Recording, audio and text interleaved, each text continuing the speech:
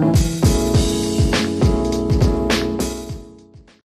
my fellow paint monsters, how are you doing today? I hope you're all fine. I'm Aga and this is Hungry for Paint, a channel about handmade watercolor paints. Today I'm making another attempt at reviewing watercolors from Artistic Isle. I did a video review of these last year just before Christmas. For that review I used dot card samples that I bought secondhand a while ago, and I wasn't very impressed with the results I got. And after I published that, I was contacted by both Lindsay, the maker behind Artistic Isle, as well as some artists who use her paints.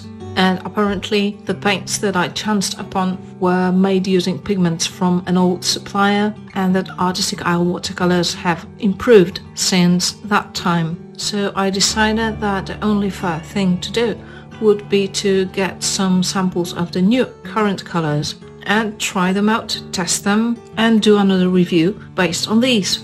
So I ordered a travel size set of 12 colors. I paid for it full price, by the way. Lindsay did throw in some extras for me, quite a lot of dot cards, and she did cover the shipping.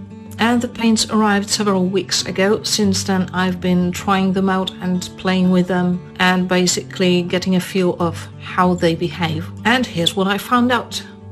I had some issues with the previous paints, some of them feeling chalky. This effect is gone now.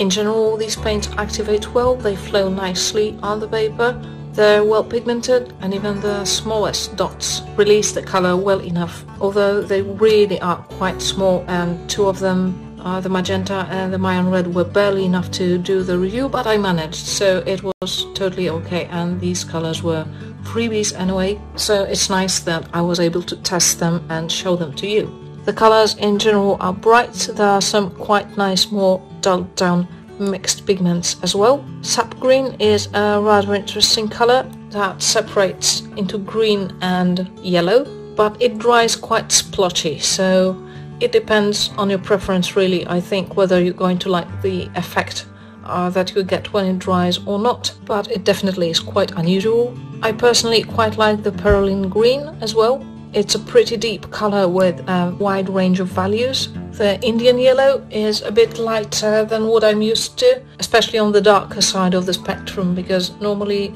I'm used to Indian yellows being almost brown at the darkest, but it's a pretty nice juicy warm yellow nonetheless. Smolder is a shimmery blue. Newt is a pretty unusual greenish gold. Fireglow is a pleasant warm color that I think is some kind of an ochre. And Scarlet Hematite is my personal favorite, as it separates into a warmer brown and a dark black granulation, and probably the only color that feels a little bit uneven in how the pigment spreads, apart from sap green, which separates and about which I already told you a moment ago, is deep sap green. But there are no visible particles or anything like that. It just behaves on the paper in a slightly different manner. I'd say it's not a fault, it's just a quality.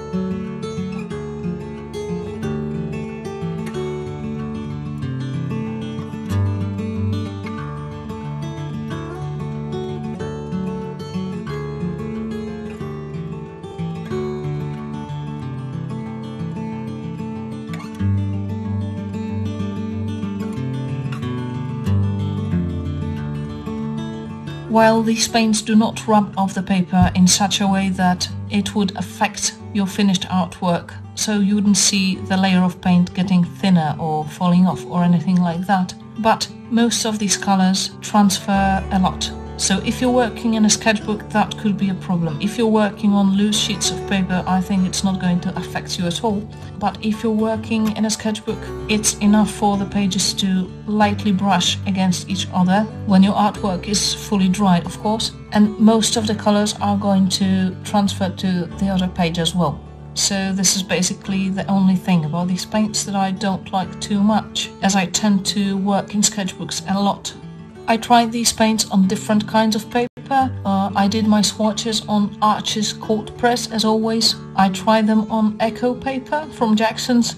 I tried them on lower quality CANSON XL paper. And I tried them in my Pentalic Aqua journal as well. And these watercolors were alright on all of these.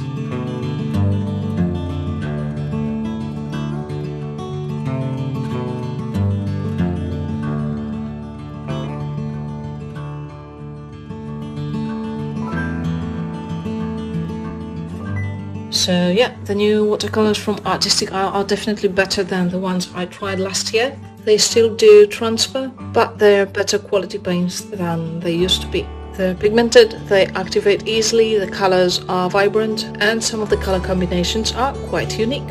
So there you have it. That's all I've got for you today. I'm going to see you next week. Make sure to visit Hungry for Paint on Instagram on Wednesday for a preview. I hope you enjoyed this one, and see you soon. Bye bye!